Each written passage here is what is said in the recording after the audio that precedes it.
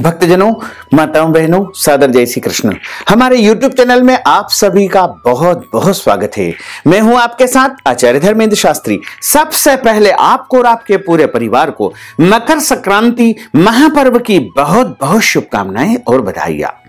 भगवान सूर्य नारायण का भरपूर आशीर्वाद आपके जीवन पर सदैव बना रहे। आप सभी सुखी रहें, स्वस्थ रहें, व्यस्त रहें और मस्त रहें। निरंतर उन्नति करें तथा प्रगति करें। सूर्य देवता जब जब राशि परिवर्तित करते हैं उस समय को, उस काल को संक्रांति कहा जाता है।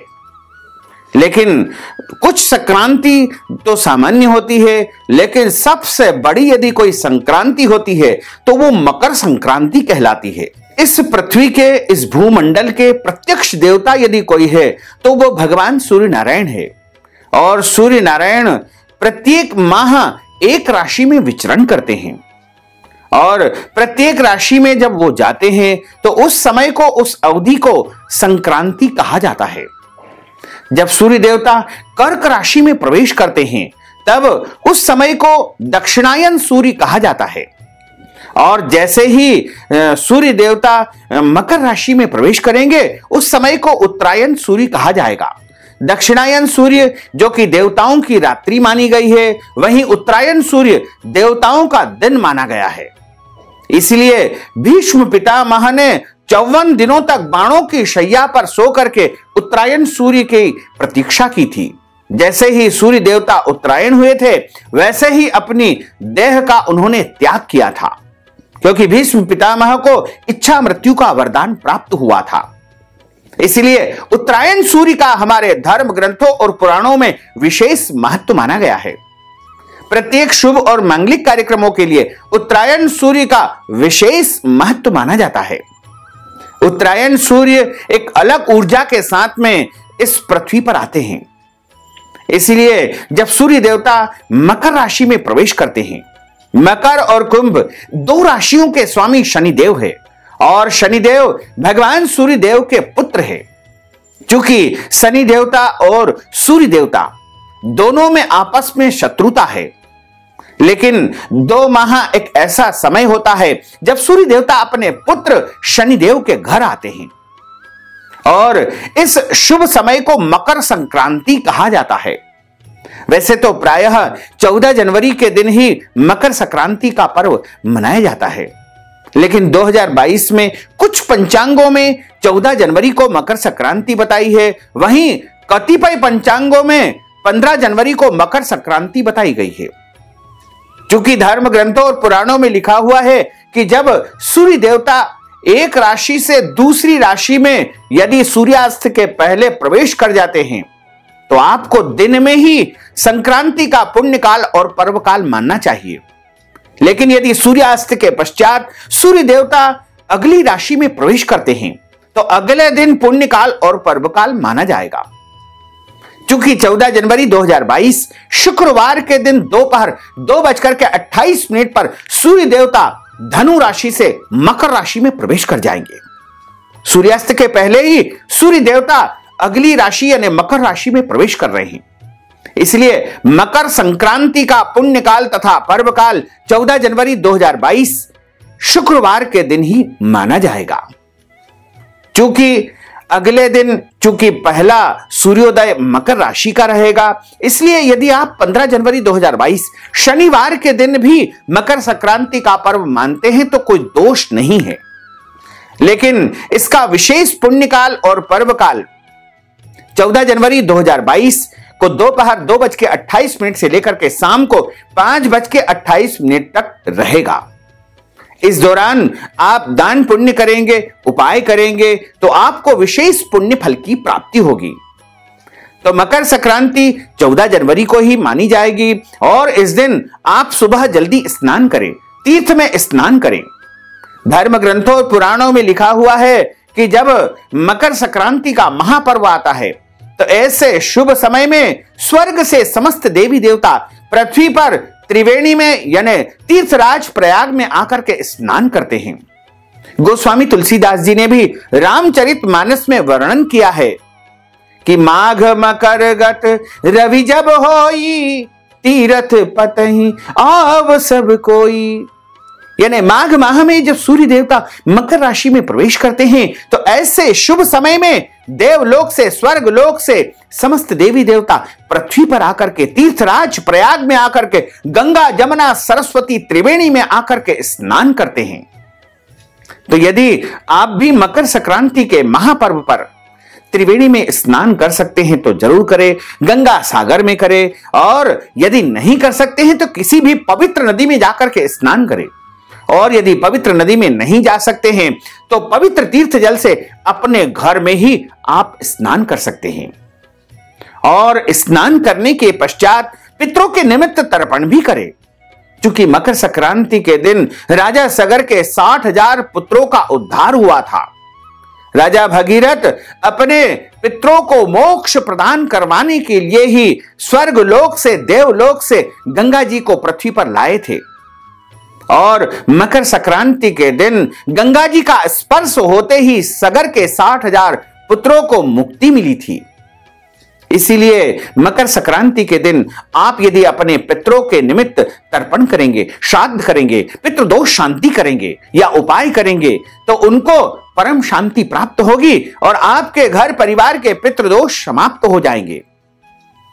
इसी तरह मकर संक्रांति का दिन दान का पर्व माना गया है, क्योंकि मकर संक्रांति का दिन सूर्य और शनिदेव के मिलन का पर्व होता है। इसलिए इस दिन खिचड़ी दान का सर्वोत्तम महत्व माना गया है। खिचड़ी का दान करने से सूर्य देव और शनिदेव अत्यधिक प्रसन्न होते हैं। इसी तरह मकर संक्रांति के दिन कंबल का दान करना, छाते का दान करना, जूते का दान करना, नमक का दान करना, तिल का दान करना, गुड़ का दान करना, पृथ्वी का दान करना, भोजन का दान करना, गुड़ का दान करना, या कोई भी आपके पास जो भी सामर्थ्य हो, शक्ति हो, उस प्रकार आपको मकर संक्रांति के दिन दान पुण्य अवश्य करना चाहिए। इस दिन जो भी मनुष्य दान पुण्य करता है उसको ब्रह्मलोक में स्थान मिलता है, इसमें कोई भी संशय नहीं है। मकर संक्रांति के दिन ब्राह्मणों को भोजन भी करवाना चाहिए और इस दिन ब्राह्मणों को अन्नदान करना चाहिए और वस्त्र दान भी करना चाहिए। साथ ही इस दिन भगवान नारायण का तथा सूर्य देव का पूजन करने का भी विशेष विधान माना गया है। इस दिन पतंग महोत्सव भी मनाया जाता है। उत्तर भारत में इसे खिचड़ी पर्व के नाम से जाना जाता है तथा कुछ क्षेत्रों में इसे पोंगल के नाम से भी जाना जाता है। लेकिन मकर संक्रांति सूर्य नारायण की आराधना का सबसे बड़ा पर्व माना गया है और दान का सबसे बड़ा पर्व माना गया है। इस दिन यदि सौभाग्यवती माताएं बहनें अन्य सौभाग्यवती माताओं बहनों को सौभाग्य की वस्तुएं जैसे टीकी, मेहंदी या हल्दी का दान करती है तो उन्हें उत्तम सौभाग्य की प्राप्ति होती है। इसी तरह यह दिन विशेष रूप से भगवान सूर्यदेव और शनिदेव के पर्व के रूप में माना जाता है, क्योंकि पिता पुत्र के मिलन का पर्व मकर संक्रांति होता है। और यदि आप अपने सभी ग्रहों को प्रसन्न करना चाहते हैं, क्योंकि नवग्रह के राजा सूर्यदेव होते हैं और सूर्यदेव की कृपा यदि आप प्राप्त कर लोगे तो आपके सभी ग्रह प्रसन्न रहेंगे। तो इस दिन यदि आप इस वस्तु का सेवन करते हैं, यानी यदि आप भगवान सूर्य नारायण की प्रसन्नता को प्राप्त करना चाहते हैं तो आपको मकर संक्रांति के दिन गुड़ अवश्य खाना चाहिए। वैसे तो सभी लोग तिल और गुड़ का प्रयोग करते हैं। गुड़ भगवान को भोग लगा करके ब्राह्मणों को दान करने के बाद स्वयं अवश्य खाना चाहिए।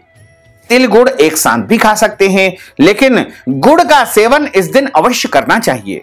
कितना भी गुड़ खाएं, थोड़ा खाएं, ज्यादा खाएं, यह आपके शरीर के ऊपर निर्भर करता है। लेकिन इस दिन जो भी मनुष्य गुड़ खाता है उससे सूर्य देव अत्यधिक प्रसन्न होते हैं और उसको मनचाहा फल प्रदान करते हैं। क्योंकि सूर्य देव को आत्मा का कारक माना गया है, पिता का कारक माना गया है। यदि आपकी कुंडली में सूर्य देवता प्रबल स्थिति में होंगे, मित्र क्षेत्री होंगे, तो निश्चित तौर से आपको जीवन में पिता का अत्यधिक सुख मिलेगा, अच्छा पद मिलेगा, राजकीय प्रतिष्ठा आपको प्राप्त होगी, समाज में और अन्य स्थानों पर आपको मान सम्मान और पद प्रतिष्ठा की प्राप्ति निरंतर होती रहेगी। यह सूर्य देवता की कृपा का ही एक प्रमाण है। लेकिन यदि आपकी कुंडली में सूर्य देवता नीच राशि में है, शत्रु क्षेत्री है या कमजोर स्थिति में सूर्य देवता आपकी कुंडली में विराजित है, तो आपको जीवन में कई प्रकार के कष्ट भोगने पड़ेंगे। तो दोनों ही स्थिति में आपको इस दिन भगवान सूर्य की आराधना तथा पूजा करनी चाहिए और उनकी प्रसन्नता के लिए गुड़ का उपयोग अवश्य करना चाहिए। इस दिन गुड़ खाना चाहिए, गुड़ का दान करना चाहिए और गुड़ मिला करके जल सूर्य भगवान को अर्घ्य के रूप में भी इस दिन अर्पण करना चाहिए, जिससे सूर्य देवता आपसे प्रसन्न होंगे और आपको पद प्रतिष्ठा प्रदान करेंगे, पदोन्नति प्रदान करेंगे, उच्च पद की प्राप्ति करवाएंगे। यदि आप राजकीय क्षेत्र में विधायक, सांसद या कोई भी चुनाव लड़ना चाहते हैं तो आपको इस दिन गेहूं और गुड़ लाल कपड़े में बांध करके किसी भी ब्राह्मण को दान अवश्य करना चाहिए तथा सूर्य देव की विशेष पूजा अर्चना करके इस दिन गुड़ का सेवन अवश्य करना चाहिए। जो मनुष्य मकर संक्रांति के दिन गुड़ का दान करता है या गुड़ खाता है तो निश्चय ही आप समझिएगा कि उसको पदोन्नति तो प्राप्त होगी, उच्च पद भी मिलेगा, लेकिन जीवन भर उसके सम्मान में किसी भी प्रकार की कोई कमी नहीं आएगी और उत्तरोत्तर उन्नति तथा प्रगति को निरंतर प्राप्त करता जाएगा। तो भक्तजनों, माताओं, बहनों, अगर आप मकर संक्रांति के निमित्त दान पुण्य करना चाहते हैं, वस्त्र दान, गौदान, अन्नदान, तिल का दान, गुड़ का दान या फिर भूमि का दान या कोई भी दान पुण्य आप यदि करना चाहते हैं मकर संक्रांति का, तो आप हमारे पेटीएम के माध्यम से, गूगल पे के माध्यम से, फोन पे के माध्यम से या अकाउंट नंबर के माध्यम से नगद राशि पहुंचा करके अपना नाम तथा गोत्र हमें व्हाट्सएप के माध्यम से भेज करके मकर संक्रांति का संपूर्ण पुण्य लाभ प्राप्त कर सकते हैं।